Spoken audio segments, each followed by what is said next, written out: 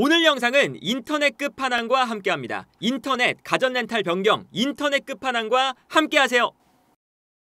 챔피언스 리그에서 가장 이번 주에 기대되는 매치가 있죠. 바이에른 뮌헨과 파리 생제르맹의 경기. 이게 수요일 한국 시간으로 새벽 5시에 펼쳐지는 경기인데 이 경기에 김민재와 이강인 둘 다 선발 가능성이 있습니다. 특히나 김민재 선수 같은 경우에는 당연히 선발 가능성이 매우 높은 선수고요. 바이에른 뮌헨은 베스트 11이 얼추 지금 나왔어요. 노이어 골키퍼가 있고 알폰소 데이비스, 김민재, 우파메카노, 그리고 오른쪽 라인에 지금 라이머가 나올 수도 있다는 얘기가 있습니다. 라이머가 나오거나 아니면 게이유가 나오겠죠. 그리고 고레츠카와 키미. 요 고레츠카 자리가 이제 아무래도 팔리냐도 부상, 파블로비치도 부상이기 때문에 요 자리에 고레츠카가 이제 지난 주말 경기처럼 나올 예정이고, 무시알라, 올리세, 코망. 요 코망 자리는 그나브리가 나올 수도 있어요. 그리고 최전방에 해리케인. 요렇게 이제 베스트 11이 구성이 될 가능성이 높겠죠. 그리고 파리 생제르맹도 얼추 베스트 11이 정해져 있는데 이강인 선수는 김민재 선수와는 조금 다르게 선발로 나올지 안 나올지에 대한 어느 정도의 지금 가능성, 확률이 조금 있습니다. 파리 생제르맹은 당연히 돈나룸마, 누누 멘데스, 파초, 마르키뇨스, 하키미 주전 라인업이고요. 미드필더 라인에 에메리, 비티냐, 네베스 주전 미드필더 라인이죠. 왼쪽이 바르콜라, 오른쪽이 덴벨레인데 요 가운데가 이제 문제죠. 아센시오가 나올 것이냐 아니면 이강인이 나올 것이냐, 요 아마 싸움이 아닐까 싶어요. 일단은 파리 생제르맹이 원정 경기이기 때문에 바이에른 뮌헨으로 가는 스쿼드를 발표를 했어요. 이 스쿼드에 당연히 이강인 선수도 포함이 됐는데 르키프에서는 어떻게 생각했냐, 돈나룸마, 하키미, 마르키뇨스, 파초, 멘데스 그리고 에메리, 비티냐, 네베스까지는 그대로 이제 간다. 그런데 최전방 3톱이 문제다. 어떻게냐면 오른쪽에 약간 이제 르키프는 조금 다르게 생각을 했는데 이강인이냐 덴벨레냐, 오른쪽 중앙에는 덴벨레냐 아센시오냐 혹은 무안이냐, 요 이제 두 자리가 문제다. 왼쪽 공격수는 바르콜라가 나올 거고요. 그러니까 이게 지금 제로톱으로 어떤 선수를 쓸 것이냐를 고민을 많이 하고 있는 것 같아요. 이제 아무래도 이강인 선수의 제로톱도 마찬가지고 아센시오의 제로톱도 마찬가지고, 제로톱을 썼을 때 특히나 챔피언스 리그에서 경쟁력이 좀 부족했어요. 파리 생제르맹이 아스날과 붙을 때도 마찬가지였고, 제로톱으로 나왔을 때 등을 지는 플레이라던가 이런 것들이 리그왕에서는 통했는데 챔피언스 리그에서는 좀 안 통했거든요. 아마 이번 경기도 똑같죠. 사실은 만약에 아센시오가 나온다 혹은 이강인이 나온다 제로톱으로, 그러면 우파메카노랑 경합을 하던가 김민재랑 경합을 해야 되거든요. 근데 김민재와 아센시오 혹은 김민재와 이강인 이렇게 붙었을 때 등을 지는 상황에서 김민재의 몸싸움, 압박을 버텨내기가 일단은 힘들죠. 근데 저 자리에 원래 9번 공격수가 있죠. 무안이가 있는데 무안이가 사실은 나왔을 때 원톱으로 너무 못해주기 때문에 제로톱을 쓰는 거거든요. 사실은 이제는 무안이가 세 번째 공격수 정도로 밀렸어요. 이강인과 아센시오가 제로톱에서 더 우선순위고 그 다음이 무안이거든요. 그러다 보니까 이 경기에서 무안이를 쓸 것 같진 않고 제로톱을 쓸 건데, 과연 제로톱으로 어떤 방식을 쓸 거냐, 이강인이냐 아센시오냐, 요 차이에 이제 김민재 선수와 이강인 선수가 최전방에서 만나냐 안 만나냐, 요게 결정될 가능성이 높습니다.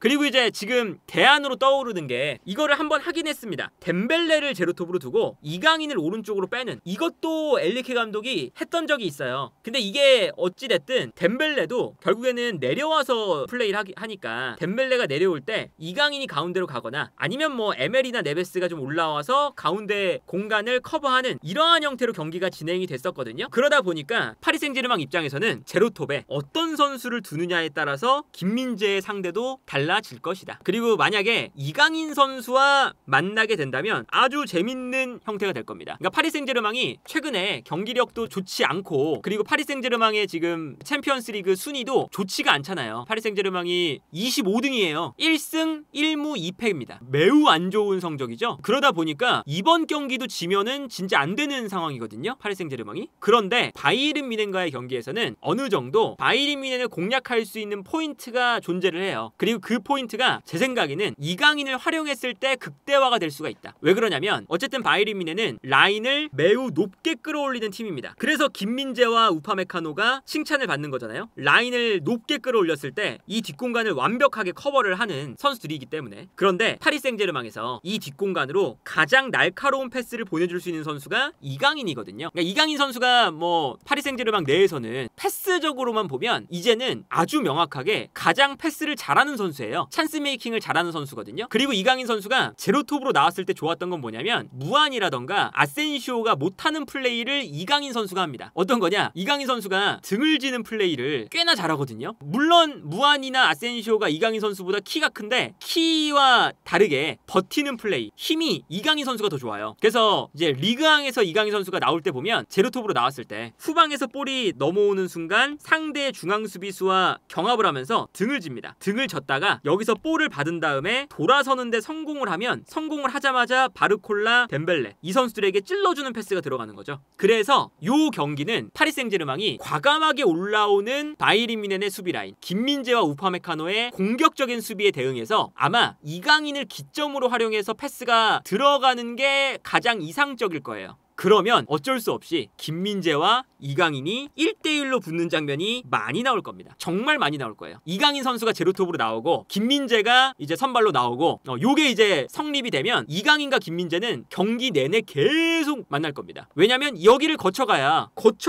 어쨌든 패스가 들어가면서 덴벨레나 바르콜라의 스피드를 쓸 수 있으니까요.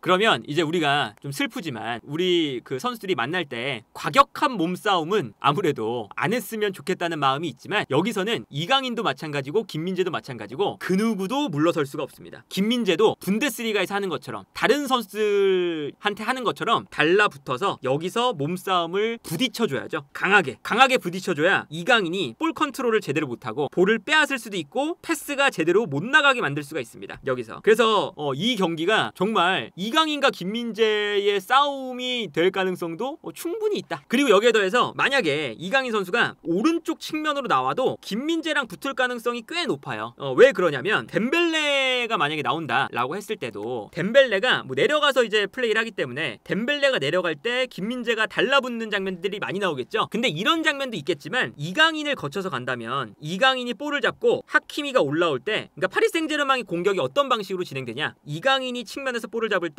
덴벨레 왼쪽에 바르콜라 그리고 여기서 이제 네베스 정도가 올라오거든요. 그럼 비티냐와 에메리가 수비 라인을 형성하는 거죠. 그리고 하키미가 가운데로 들어오면서 공격형 미드필더처럼 돼요. 이렇게 3백을 만들고요. 이런 식으로 되는데 하키미가 가운데로 들어올 때도 있지만 직선적으로 올라올 때가 있어요. 그러면 이강인 선수가 가운데로 이렇게 볼을 몰고 들어오거든요. 그런데 또 때마침 바이에른 뮌헨의 수비형 미드필더인 팔리냐 혹은 파블로비치가 모두 부상이죠. 그래서 고레츠카가 나오고 있는데 고레츠카가 나왔을 때는 요 접고 들어오는 플레이에 대한 견제가 그렇게까지 많이 이루어지질 않아요. 그러면 이 공간을 누가 막아줘야 되냐? 왼쪽 중앙 수비수인 김민재겠죠. 그래서 이강인 선수가 오른쪽에 나왔을 때도 접고 들어올 때 김민재가 올라와서 이강인의 플레이를 견제할 가능성이 꽤나 높습니다. 그래서 요 경기가 이강인 선수가 오른쪽에 나오든 아니면 가운데에 나오든 이강인과 김민재는 필연적으로 만날 수밖에 없는 운명일 것 같거든요. 그래서 요 경기는 재밌겠다. 사실은 뭐 김민재 선수야 지금 전 세계에서도 손꼽는 중앙 수비수 중에 한 명이고 그리고 이제 이 선수의 플레이 스타일 자체가 굉장히 공격적인 거고 상대의 공격수들을 피지컬로 찍어 누르는 이런 플레이를 많이 하는데 이제 이강인 선수도 힘이 좋은 그런 플레이 메이커 중에 한 명이잖아요. 그리고 이강인 선수도 이제 아무래도 이런 빅 경기에서 조금 더 증명을 하는 플레이가 나와줘야 돼요. 왜 그러냐면 뭐 아스날전도 마찬가지였지만 약간은 이런 큰 경기에서 이강인 제로톱이라던가 이런 것들이 리그왕에서 이루어지는 것처럼 안 될 때가 많았거든요. 그래서 이 경기가 김민재 입장에서도 이강인 입장에서도 아주 중요한 경기다. 이강인이 패스를 찔러줄 수 있느냐, 김민재가 이강인을 몸으로 막을 수 있느냐. 그리고 이제 뭐 지금 바이에른 뮌헨과 파리 생제르맹은 위기입니다. 챔피언스리그에서. 바이에른 뮌헨은 그래도 만났던 팀들이 바르셀로나와 아스톤빌라에게 졌어요. 나머지 경기들이 이제 또 승리하면 올라갈 가능성이 높은 팀이 바이에른 뮌헨인데 파리 생제르맹 같은 경우는 일정이 그렇게 나쁘진 않았는데 또 졌어요. 예를 들면 뭐 아인토벤에게 무승부, 그리고 뭐 아틀레티코 마드리드에게 마지막에 또 역전 패배. 어쨌든 성적이 너무 안 좋아서 1승 1무 2패 다 보니까 바이에른 뮌헨도 그렇고 파리 생제르맹도 그렇고 서로를 잡아야 16강 플레이오프 혹은 16강 다이렉트 티켓을 가져갈 수 있는 그런 상황입니다. 둘 다 지금 외나무 다리에서 만나는 그런 상황이에요. 그렇기 때문에 이 경기가 아주 서로에게 또 중요한 경기니까 더 재밌는 거죠. 이런 중요한 경기에서 빅클럽 간의 경기에서 김민재와 이강인의 싸움이 경기의 키포인트가 된다. 왜냐면 이강인이 김민재를 이기면 바이에른 뮌헨의 뒷공간으로 패스 찬스를 찔러줄 수 있는 거고, 김민재가 이강인을 이기면 파리 생제르맹이 더 이상 공격을 진행하지 못하고 바이에른 뮌헨이 늘상 보여주던 것처럼 상대를 하프라인 안쪽으로 밀어넣고 계속 압박을 하면서 경기를 할 수가 있고요. 이강인과 김민재가 포지션상 더군다나 계속 부딪히는 위치이기 때문에 요게 또 재밌다. 그러니까 김민재 선수가 사실 이번 시즌 시작할 때는 오른쪽 중앙 수비수로 기용이 될 뻔했는데 시간이 지나면서 왼쪽 중앙 수비수가 됐고요. 그렇기 때문에 이강인 선수랑 만날 수 있는 위치에 서는 거고, 여기에 더해서 이강인 선수가 또 최근에 파리 생제르맹이 원톱 자리에 고민이 있으니까 제로톱으로 나오기 시작하면서 제로톱으로 나오면 또 이강인 선수가 김민재랑 붙을 수밖에 없는 위치에 있는 거고, 이강인과 김민재의 싸움, 요 싸움을 좀 봐야 되고, 뭐 여기에 더해서 사실 또 지켜볼 만한 싸움은 여기입니다. 최근에 파리 생제르맹이 공격을 할 때 너무 유동적인 미드필더 라인을 쓰다가 미드필더 라인이 무너지는 경우가 있어요. 그러니까 예를 들면 아까 설명드린 것처럼 하키미가 올라오고요, 3백을 만들죠. 그러면 이제 네베스가 올라가면서 이렇게 3-2-5의 형태가 돼요, 파리 생제르맹이. 근데 여기서 비티냐나 에메리도 순간적으로 에메리가 올라갈 때는 하키미가 내려오거나, 아니면 뭐 비티냐가 올라가면 네베스가 내려오거나, 뭐 이런 식으로 계속 스위칭이 되거든요. 근데 이 스위칭이 되다가 순간순간 미드필더들이 너무 올라갈 때가 있습니다. 그래서 오히려 파리 생제르맹이 본인들이 공격을 할 때 공격 숫자가 너무 많이 배치되다가 중원의 공간을 내주는 경우가 많아요. 그래서 리그왕에서도 파리 생제르맹이 경기를 보면 역습을 많이 당해요, 생각보다. 미드필더 라인에서 견제가 안 되기 때문에. 그리고 미드필더 라인을 보면 전형적인 수비형 미드필더는 또 없어요. 비티냐, 에메리, 네베스, 이강인도 미드필더 라인에 배치될 때 수비적인 선수는 아니잖아요. 그래서 요 자리에서 무시알라가 볼을 잡았을 때 과연 파리 생제르맹이 공격을 하다가 무시알라의 볼 전진 능력을 방해해줄 수 있을 것이냐, 요 싸움도 재밌겠죠. 이제 파리 생제르맹에서 공격을 풀어주는 선수가 이강인이라면 바이에른 뮌헨에서는 당연히 무시알라고,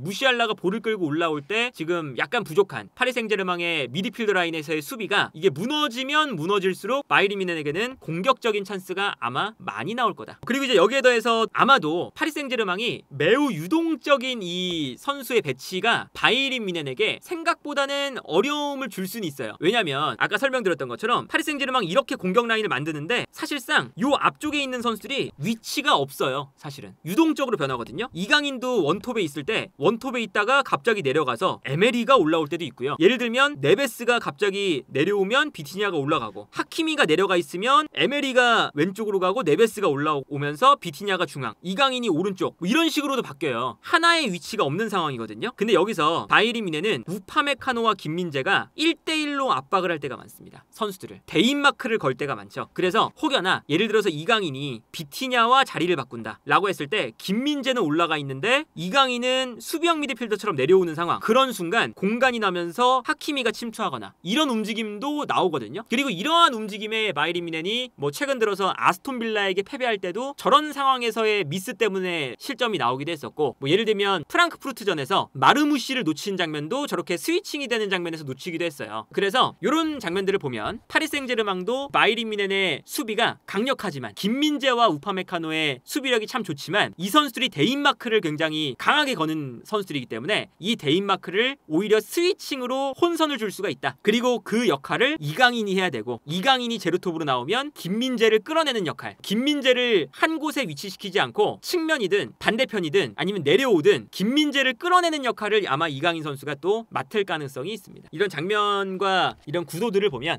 정말로 이강인과 김민재가 제 생각에는 1대1로 붙는 장면 많을 겁니다. 뭐 과거에 박지성 선수가 이영표 선수의 볼을 빼앗아서 맨유가 득점을 하는 뭐 그런 장면처럼 냉정하지만 두 선수 중에 한 명이 승리하고 한 명이 패배하는 경합 상황에서 그런 장면을 볼 수 있지 않을까